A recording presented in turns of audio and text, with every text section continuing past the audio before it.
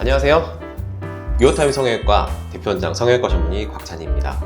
오늘은 저희 병원 시그니처 이마거 상술 FAQ 네 번째 시간으로 이마 수술 후에 부작용에 관한 이야기입니다. 칼을 대고 뼈까지 들어가는 수술이니만큼 수술 받는 환자들 입장에서는 부작용에 대한 걱정, 고민이 많으신 것 같아요. 그래서 오늘은 발생 가능한 부작용이나 합병증에 대해서 한번 정리해보는 시간 갖도록 하겠습니다. 자, 첫 번째는 이마거 상술을 제대로 받게 되었을 때 필연적으로 만나는 신경이 있습니다. 상안화신경. 이 신경은 이제 눈썹 위부터 이 정수리 있는 데까지 감각을 담당하는 신경인데, 이 눈썹을 제대로 방리를 해서 이걸 끌어올리기 위해서는 이 신경을 피해서 이제 주변 인대들을 다 끊어주고 이 안화 상현까지 방리를 해줘야만 제대로 올라가거든요. 이 문제는 이 상안화신경이 수술 과정에서 다소간 자극이 좀 되고, 또 이마거상 수술 특성상 이걸 이제 리프팅이잖아요. 당겨지게 된단 말이에요. 그러니까 이 피부판이 위로 당겨지는 과정에서 신경이 늘어나게 된다. 그러니까 이 신경이 자극이 계속 되는 것인데, 이로 인해서 이제 여러 가지 결과가 발생하게 됩니다. 이게 이제 첫 번째로 두피 쪽의 감각이 좀 저하되거나 둔해집니다. 이 감각신경을 자르지 않는 이상 이 감각은 사실 한두 달 정도면 돌아오긴 하는데요. 이 감각신경에서 이제 먼 쪽, 이 정수리 부분이 여기서부터 시작이 되니까 멀겠죠. 이 부분이 감각이 좀 돌아오는데 시간이 걸리면서 철모 하나 뒤집어 쓴 것 같다, 남의 살 같은 느낌이다, 가죽 만지는 것 같은 느낌이 든다, 이런 표현들을 자주 하십니다. 그리고 두 번째로 이 신경이 이제 회복되는 과정에서 전기가 오르는 것 같다, 물 흐르는 것 같다, 벌레가 기어가는 것 같다, 찌릿찌릿 이상한 느낌이 든다, 여러 가지 이상 감각들을 호소를 하세요. 이 또한 이제 정상적인 회복 과정이고, 왜 우리 어릴 때 팔 꽉 쥐어짰다가 이게 피 흐르지 않도록 했다가 서서히 이렇게 풀리게 되면 이게 저릿저릿한, 이게 전기놀이 이런 거 하잖아요. 그때 느낌이라고 보셔도 될 거예요.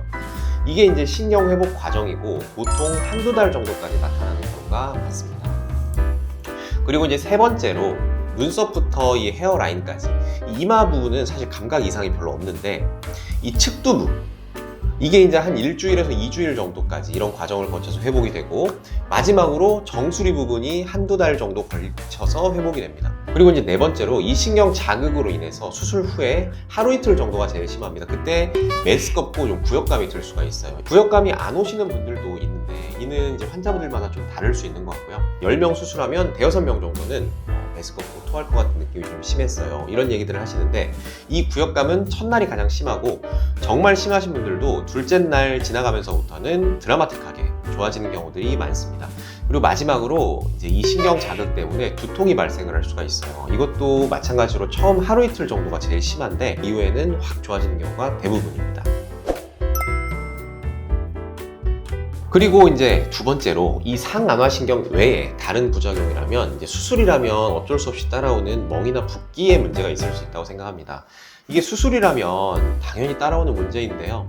수술했을 때 피가 안에 고여 있으면 이게 멍이 되고, 이게 흡수가 되는 동안 붓기가 돼서 남아있는 것인데요.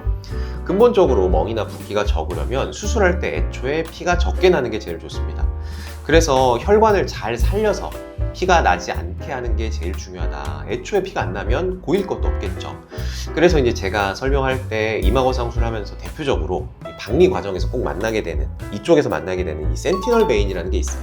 감시 정맥이라고 하는데, 얘를 이제 정맥을 결차를 하거나 자르고 가시게 되면은 웬만하면 피가 또 거기서 나거든요. 그래서 저는 웬만해서는 혈관들 다 살려가면서 박리를 하려고 노력을 합니다.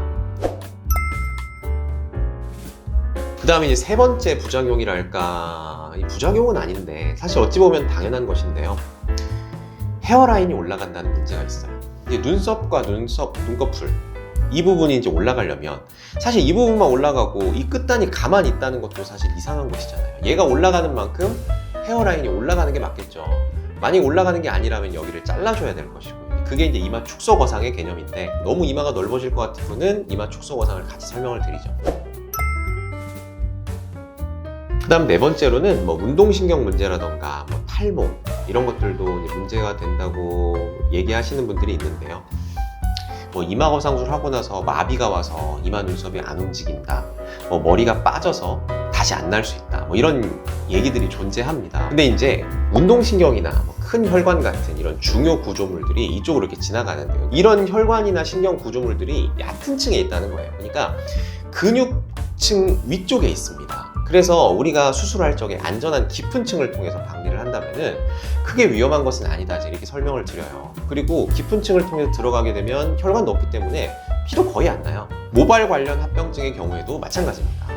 모발의 경우에는 얕은 층에 있죠. 그러니까 우리가 근육층 밑으로 박리를 하게 되면 근육 위층에 있는 모발이라든지 이런 피부하 신경 다발 같은 것들, 피부하 혈관 다발 이런 것들을 다 피할 수가 있거든요.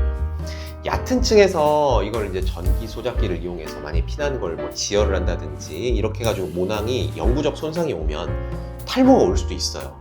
근데 이제 저희는 애초에 깊게 들어가는 데다가 얕은 층에는 전기 소작기를 쓰지 않거든요. 그렇게 되면 모낭이 설령 다치더라도 금방 회복이 되고 다시 난다는 것이죠. 그래서 영구적 탈모가 오는 경우는 좀 드물다. 만약에 이제 머리가 일시적으로 나지 않더라도 보통 모발 한 사이클 8개월 정도가 지나면 머리가 나는 게 일반적인데 그 동안이 저희가 스킨 보톡스라든지 자기 피 뽑아서 줄기세포, PRP 주사하는 거라든지 또는 이제 두피 메조세라피 같은 걸 저희가 같이 도와드리고 서비스로 다 해드리거든요. 그래서 머리가 영구적으로 탈모가 오는 경우는 아직까지는 없었다. 지금까지 유익하셨다면 좋아요만 한번 눌러주시면 감사하겠습니다. 지금까지 유어타임 성형외과 대표원장 박찬희였습니다. 다음에 더 좋은 영상으로 찾아뵙겠습니다. 감사합니다.